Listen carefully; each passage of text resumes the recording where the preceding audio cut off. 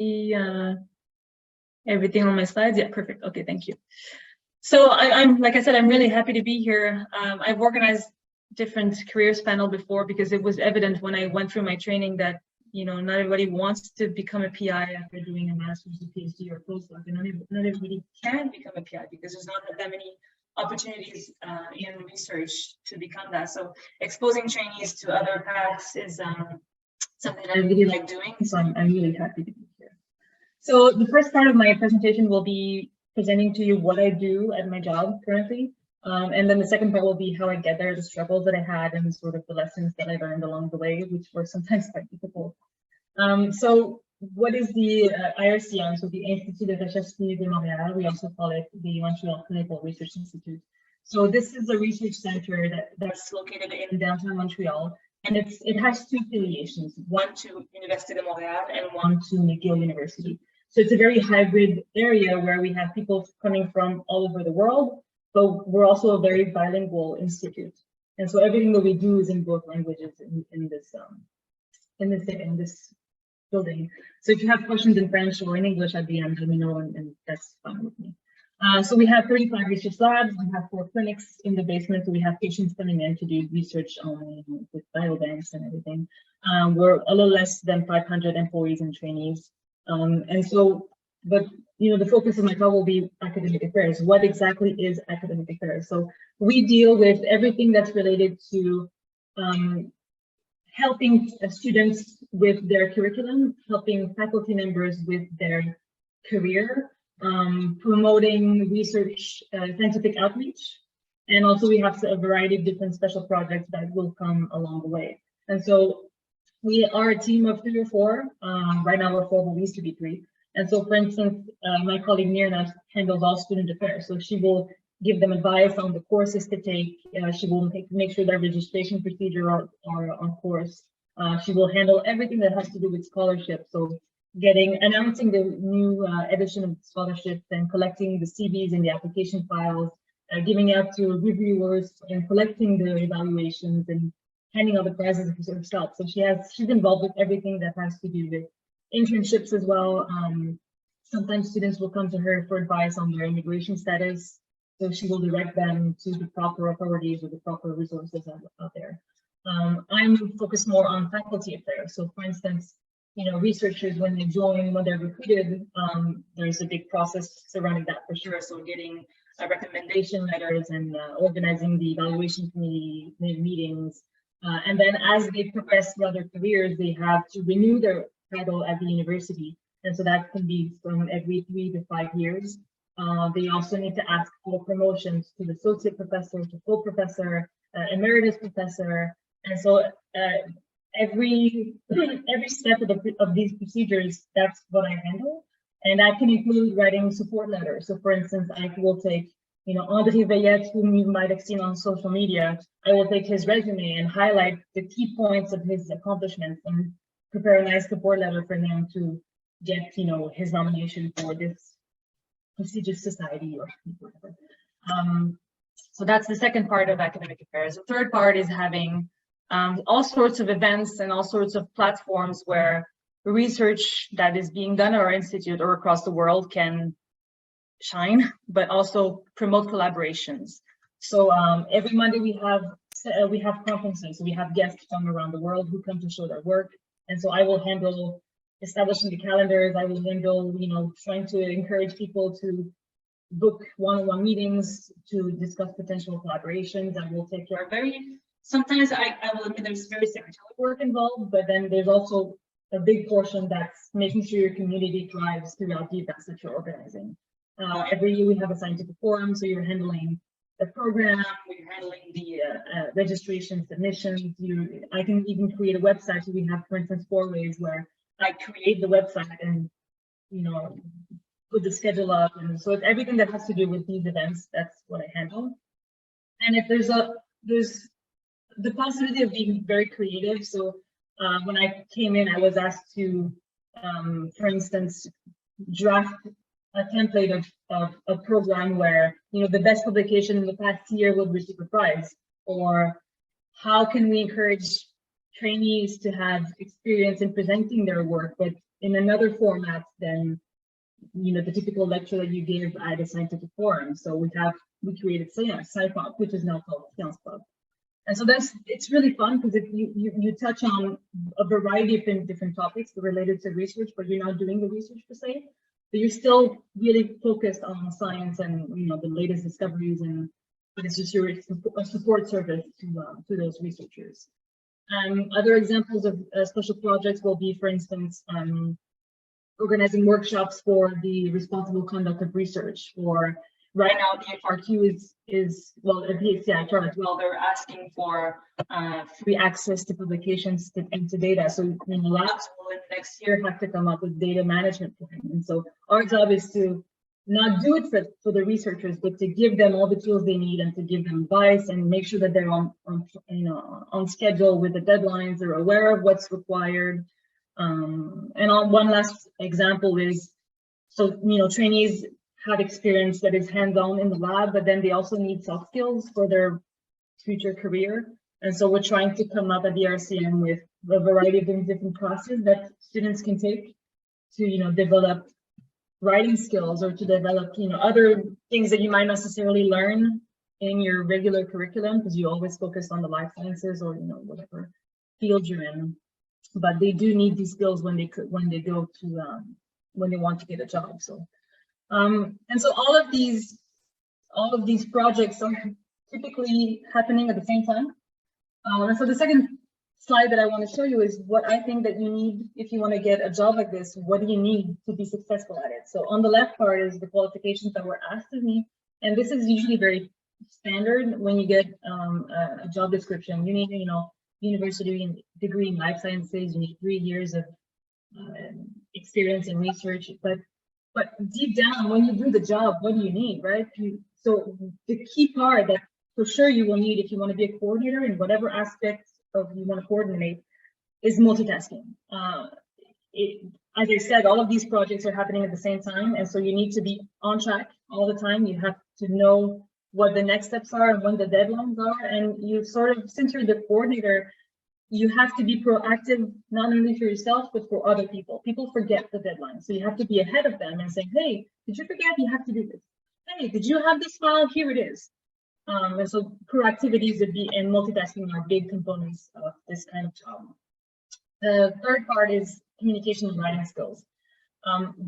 You know, the main part of my job is writing emails to announce new events, emails to remind people of a procedure, emails.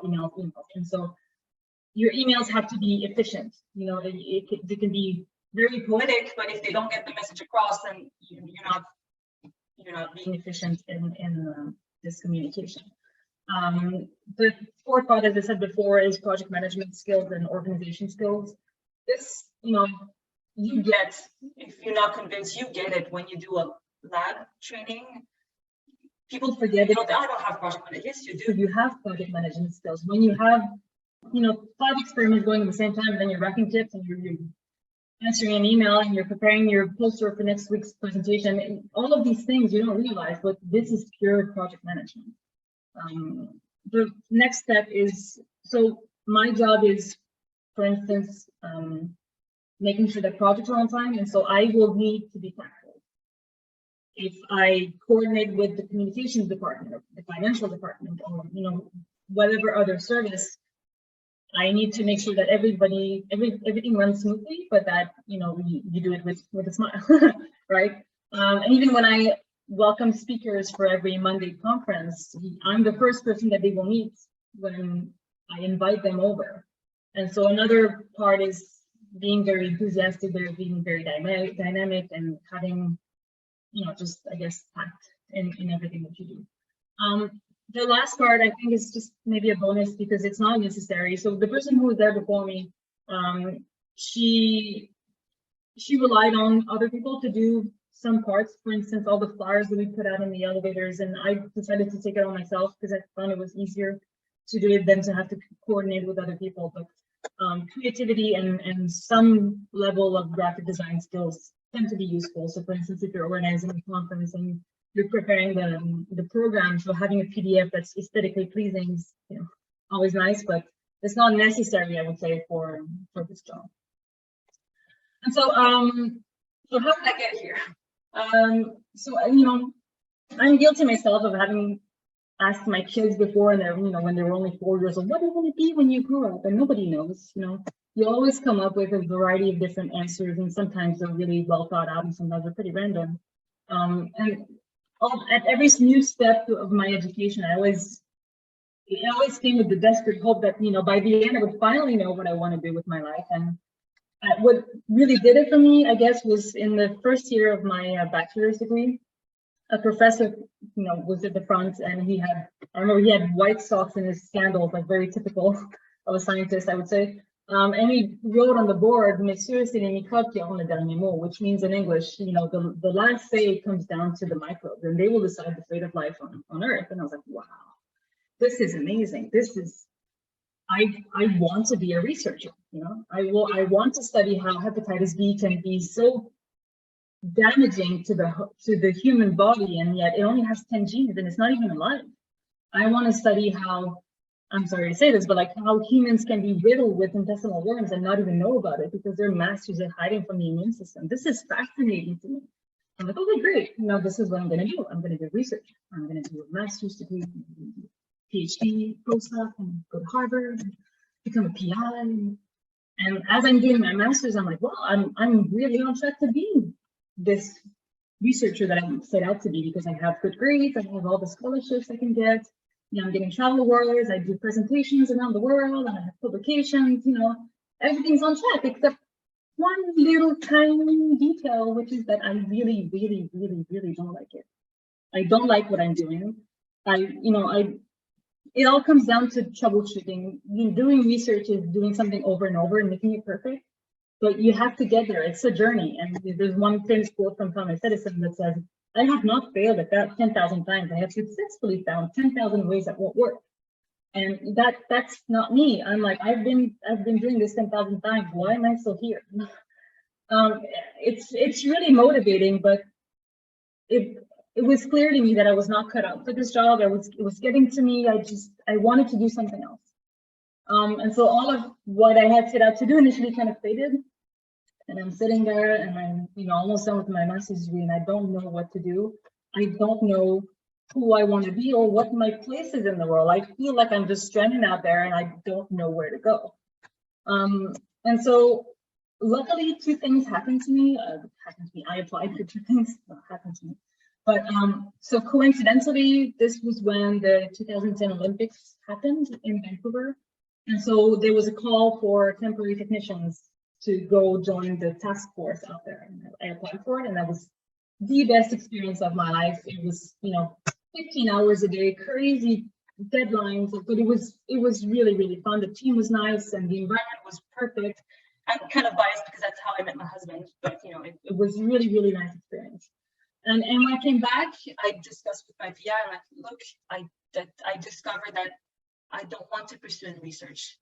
I don't know yet what I want to do, but I know that I don't want to continue with a PhD or a postdoc or whatever I had set out to do. He's like, yeah, I hear you. So while you're considering this, if you want, I have a position for you in my lab, so you can, you know, you can become a research assistant in the meantime. And that was a very big help for me because it allowed me not to stress about finding something immediately, and I could actually ponder about what I want to do. And you know, the path to going from research assistant to coordinator was not a straight line. I did not have other jobs per se between the two, but I applied to maybe 50 of them, and going from RFID name tags for samples to a WebMD, and I was supposed to be an editor of their website. So it was really, really, really varied. I volunteered a lot, helping out with science fairs and helping out with event organization, and all of these experiences allowed me to focus on figuring out what I want to do. And so some of the questions that I asked myself was, when you ask kids what you want to be when they grow up, they dream big, which is really great, but beyond what you want to accomplish 30 years from now, until you're 65, you're going to get up every day, you're going to do something. What do you want to do every day when you get up? What do you want to do? And the two questions that I asked myself, and to figure out this answer was, okay, what kind of projects will I naturally be interested in? What will I gravitate towards spontaneously without, you know, considering it?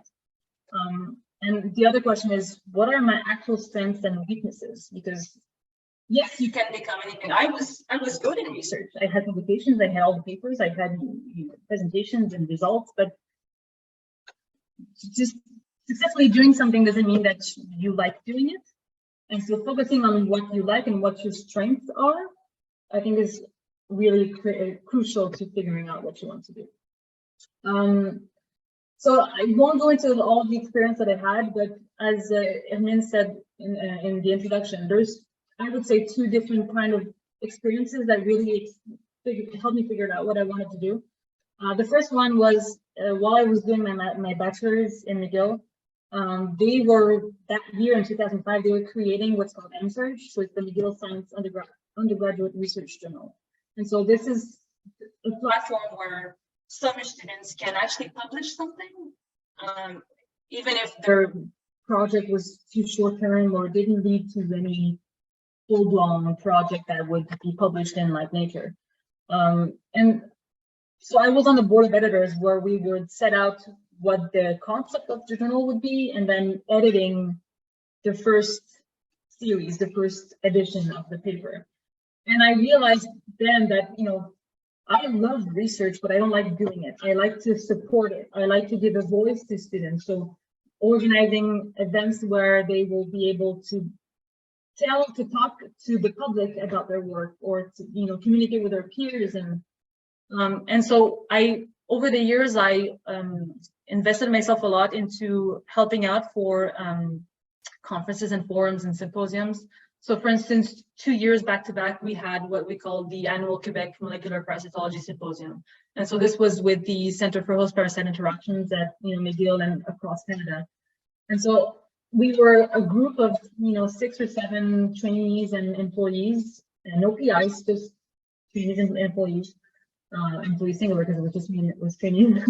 But and so we handled everything. We handled the catering, we handled the program, we did the submissions, and, you know, the badges, the workshops, the logistics, the budget, and I loved it. I couldn't have enough. It was crazy hours because I was doing this outside of my regular job, but I figured out that this is something that really, really, really stimulates me. Of course, there's, you know, some negative aspects to it, but you will always have negative aspects to your job. But this experience was really my calling, I would say. When I did it, it was something that really helped me figure out what I want to do. The next part I would say is, so now I figured out what I want to do and how do I get there? Because the market, let's face it, is extremely tough. You know, my husband sometimes opens positions for his own lab and he gets 200 CVs for a technician's job, and sometimes you have postdocs applying. And it's hard because you're getting rejection letters all the time. And one thing that I had to figure out for myself is that this does not reflect in any way your value or your strengths or your capacity to do a job. But, you know, people have one spot to hire someone, and let's face it, unless you have a very, very specific and precise training, the probabilities are that somebody else besides you can do this job. And so I was trying to find out how to stand out, how to make my resume go from like the bottom of the pile to, you know, the top of the pile, the one that they couldn't keep their eyes off. And I fell into, I guess, a very typical track where I was trying so desperately to have in any way somebody notice my resume. And so I was coming up with all these weird, you know, ways of reshaping, restructuring, putting flashy items on my resume. That's not the point. The point is not to make your resume stand out visually. I mean, it helps if it's nice looking, but what you need to focus on is your qualifications, making them stand out, and also, so I will get to that later, but your resume has to speak for itself. People should not have to look for the information that they need. And so a few lessons that I learned, and don't think that this is, you know, la panacea. I'm not sure to say that in English, but this is what I learned for myself, and this will help for me. But it doesn't mean it will help for everybody. I won't pretend to be like the expert on getting a job. But so the first part is the motivation letter. Oh, sorry. This is supposed to be switched here. I'm sorry. This is resume, and this is the motivational letter. So your resume, make sure that the information is really, really easy to see. I don't think, in my opinion, that it's necessary to list every task that you do at your job, but make sure that they are very easy to find, and tailor your resume to your job. So if you apply for a communications job, make sure that every listing that you put is related to this position you're applying for. So focus more on the content rather than the design. The motivational letter, this is where I think you should make your soft skills shine. And one advice that was given over and over is use examples. You know, all the resumes out there, all the motivational letters out there are always saying, I'm very dynamic and I have organization skills and I have people skills. Yes, but show me. You know, this is, you don't want to fall into the generic kind of sentences that don't say anything to your employer. The biggest part, in my opinion, is because if you have a master's, a PhD, or a postdoc, and you want to apply to something that's not in this field, one of the comments that I got over and over was that, I'm sorry, we found someone who's done this before and exactly this. And so I was stuck in, I had experience in post-process interactions in a lab, and I was applying for FRQS in program development, and they couldn't really see how I would fit with their opening. And, you know, besides getting another diploma or going through, you know, another kind of training, what did it for me, again, from my experience, is volunteering. So the job that I got at RSCM, they actually told me that they saw over the volunteering experience that I had that this is what was my driving force. So if you have any ideas, if you want to become a medical writer, so just start a blog, take evening classes, anything that to give a bonus to your resume. You don't necessarily have to go back to university, but try to find some experience that will make, in this way, your resume stand out from the rest. Another advice that I was given, although it didn't really apply in my situation in the job that I got, is networking. If you have organizations, if you have events, if you have any kind of, you know, any form to establish a direct contact with someone from the establishment you're trying to work for, that's, I would say, another good advice. So this is the biggest, sorry, the main aspect of, I guess, my path towards becoming a coordinator. If you have any questions, I'm really happy to answer. And if you don't have the time to communicate, or if you think about something else, I mean, I'm sure the organizers will agree to give out my email address